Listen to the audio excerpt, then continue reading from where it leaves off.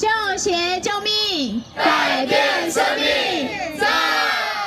旧鞋救命台南场活动迈入第3档，去年总共募集超过23000双鞋啊，以及12万件衫裤送到非洲肯亚，予当地民众使用，展现市民满满爱心。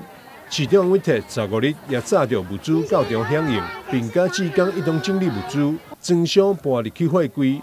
希望透过资源循环再利用，将台南的温暖送到非洲的偏乡。我们第3年了，获得了广大市民朋友们的响应。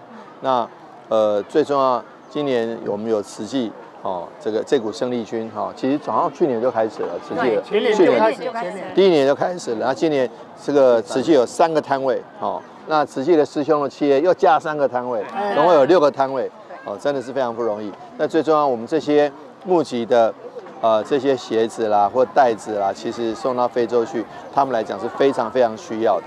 我们也谢谢响应的企业，还有许多的志工团体，也谢谢发起的朋友，我们一起来这个响应救鞋救命，那能够台湾的救鞋救了非洲孩子们或是非洲朋友们的健康，避免他这个打赤脚感染了许多疾病。那这个是非常非常感谢他们。环保局指出，今年的活动大约有1100位志工报名参与，其中不少人已经是连续3年投入服务，也有外地民众特别南下参与。